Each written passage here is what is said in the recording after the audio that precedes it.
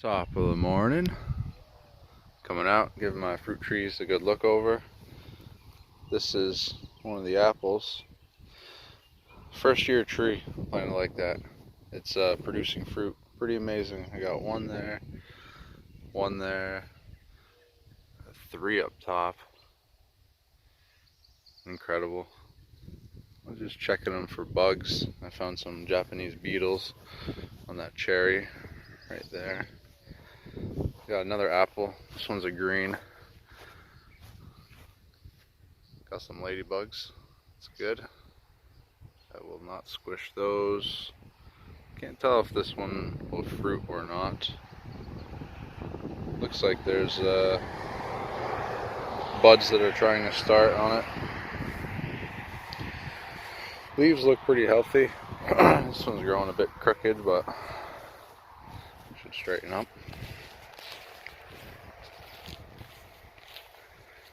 This was the one I found all the Japanese beetles on. There's a big cluster of them right here. I took care of that.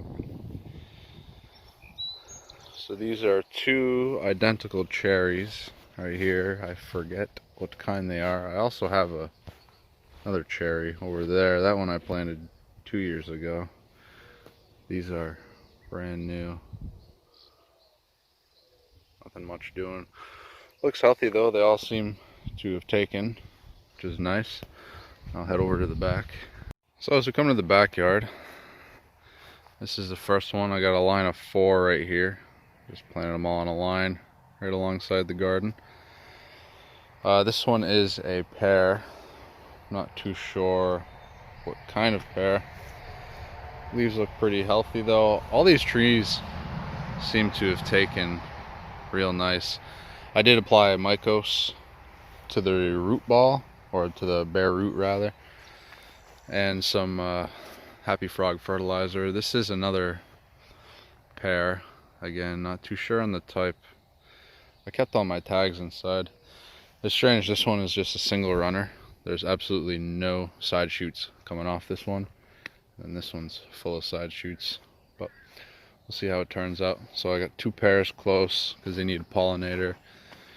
And this one is a plum tree. This one is the smallest out of the bunch.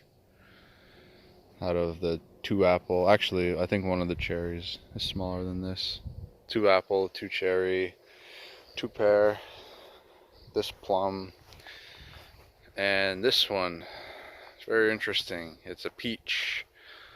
I did not know that peaches grew in zone 4, although the tag said it did, but I am pretty suspect. You see him? Oh, he just fell. Goddamn Japanese beetles. I'll look for him after. Yeah, interested to see if this one will survive the winter or not, but they look pretty healthy. This one has a red bark, like crayon red almost. So here you have it. And I almost forgot to show you this one. This is the cherry I planted 2 years ago, and it's the same kind as those 2 in the front, but those 2 in the front are this tall, and you can see how high they grow in just a couple years. This one looks very healthy. This one got battered by the Japanese beetles last year. Zoom in right there. They love, there we go. They love the cherry trees for some reason. Yep. So I saved all the tree tags because I figured I'd forget what they all were. So this is the first one I showed you, the Liberty apple. They're all semi-dwarf trees, all of them that I have. This is the one that has fruit on it. Incredible. And the second one I showed you was the honey gold. And then my cherry trees. All 3 are the masabi cherry, the 2 up front and the 1 on the side of the house that I planted 2 years ago. All masabi. My pear trees, the first one with the side shoots is the Parker, and then the stick-looking one is the Summer Crisp, Mount Royal Plum, and then the last one is called the Contender Peach. And interesting, it says on the back zones 4 to 8 with full sun. So I suppose it can take the cold temps. We will see. I love peaches. I would like to get some in a few years, but there's that. So another thing you need to know when planting fruit trees is if the tree needs a pollinator or if the tree is self-pollinating, which will mean you need two trees to pollinate one another to get fruit, or a self-pollinator, you can just plant it by itself and it'll do all the work by itself for you. So it should tell you on these tree tags somewhere if it needs a pollinator or not. Right here, self-fruitful, which that means does not need a pollinator. So I planted that one by itself. The plum does not need a pollinator. That's why there's only one of those, but that's why I got two peach, two apple, and well, cherries are self-pollinating, but I just wanted two of those. So it'll tell you on the back here, right here, needs another pair for pollination. And when buying another tree as a pollinator, you want two different kinds. That's why I got the Parker and the Summer Crisp. And for my apples, I got the Honey Gold and the Liberty. I don't believe it's necessary for two different kinds. I just wanted a bigger variety of fruit. And also, how far apart to plant. It'll tell you right here, size, the height, and the reach. So this will get 12 to 15 feet tall at maturity, and it should have a spread about to 12 feet. I usually like to max these out. So when planting, make sure you plant 12 feet apart. You want them close enough so that they can communicate with one another and touch. And you don't want to plant them too close. You don't want the branches intertwining, but close enough so that they're not too far apart, so they don't have to work that hard to pollinate one another. Just makes it easier on the tree and on the bugs that are doing all the hard work for you.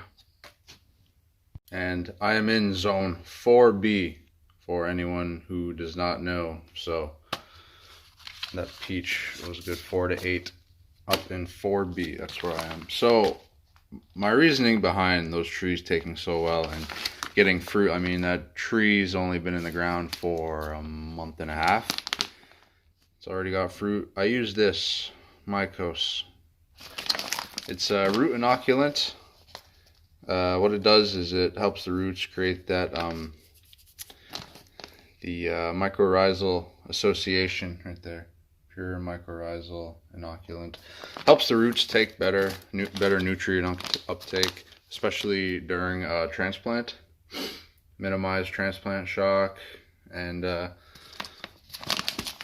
you don't need much. It comes with this little scooper.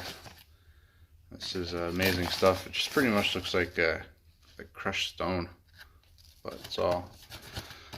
You get what I get, this is a 1 kilogram bag, and it was like 18 bucks on Amazon. Highly recommend that. I use that for all my veggies too. They seem to take really well. And I also use this Happy Frog all-purpose fertilizer. I've never been one to use fertilizers, but the more I read into it, the more I'd like to. I like to get better harvests, more fruit, as you can see. This is a organic fertilizer. Happy Frog, it's a good brand. They make a good soil too, good growing medium. Fairly cheap too, and it doesn't take much. I mean, this bag must be 75% full. I haven't used much, and I use that for my whole garden initially, and all the trees that I planted too. Not very much, just a quick top dressing, but it's been about a month now, over a month and a half, so I should do another top dressing. So, there you have it. Another thing too, when you're planting trees, when you dig the hole, just don't dig the hole big enough to throw the root ball down, or if you get a bare root tree one, it's much larger because you want the roots, you want them to be able to get through that soft soil. You don't want to just have a little bit of soft where you dug up and then everything beside it just packed rock solid, because those roots are really going to struggle to get through. I recommend planting bare root trees.